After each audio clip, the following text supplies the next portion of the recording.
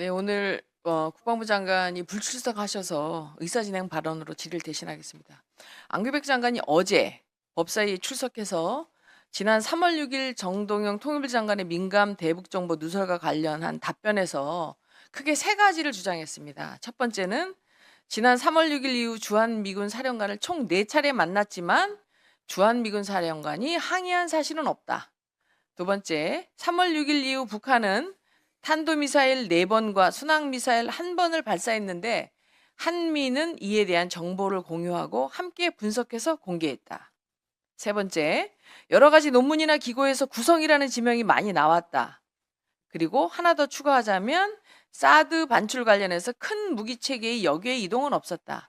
사실 이것이 사실인 듯 하지만 여기에는 감춰진 진실이 있습니다. 다시 하나씩 묻겠습니다.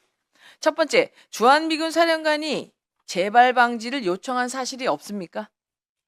두 번째, 미사일 말고 북한의 핵시설 관련 정보도 과거와 동일하게 제공받고 있습니까?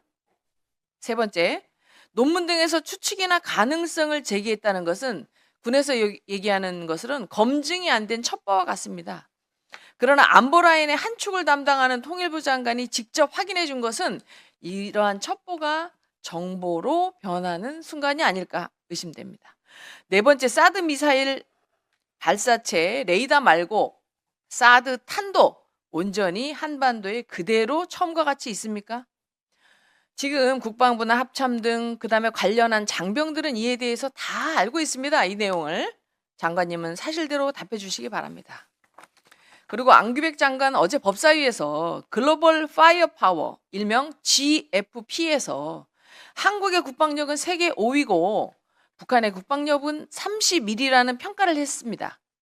그러면서 우리가 군사적으로 계속 우위에 있다는 점을 강조했는데 앞서 말씀드린 GFP 지수는 병력의 규모, 장비의 수량, 국방 예산, 물류 역량 등 기본적으로 재래식 무기만을 대상으로 그 나라의 전쟁 수행 능력을 평가합니다. 즉 GFP 지수에는 핵무기와 같은 비대칭 전력을 통합되어 있지 않습니다. 군사적으로 약간의 전문성만 있다면 이건 다 아는 사실입니다. 장관님이 이걸 알고 이렇게 답변했는지 모르고 그랬는지 의도가 정확히 밝혀져야 되겠습니다. 그리고 앞서 말씀드린 것과 같이 이렇게 민감한 대북 정보의 누설은 단순히 중요 정보가 유출된 문제에 그치지 않습니다. 정보를 알고 있지만 공개하지 않는 것은 고도의 전략적 판단에 이루어지는 것입니다. 내가 어떤 카드를 가지고 있는지 적이 알고 있다면 그 게임은 이미 진 것과 다름없습니다. 정동영 장관에게도 묻고 싶습니다. 도대체 누구를 위해서 그 민감한 정보를 누설한 것입니까? 또한 하나의 첩보가 정보로 만들어지는 과정은 엄청나게 많은 돈과 시간과 노력이 필요합니다. 처음엔 모래사막에서 바늘을 찾듯이 단서를 찾는 것에서 시작합니다. 하루 한시도 빠짐없이 인공위성을 돌리고 정찰기를 날리고 신호정보를 수집해서 조각조각 흩어진 파편 첩보를 모읍니다. 현재 우리 군이 운영하는 정찰위성은 사하위성 4기, EOIR 위성 1기 등 총 5기를 보유하고 있는데 이 위성의 재방문 주기는 2시간 간격입니다. 그렇다면 이 2시간이라는 시간 간격 사이의 공백 시간은 미국의 지원을 받아야 합니다. 이렇게 매일매일 수집한 첩보는 수년 동안 한미가 공동으로 분석해서 정보가 생산됩니다. 그리고 이러한 정보는 적에게 노출시키지 말아야 적의 동향을 지속적으로 감시할 수 있습니다.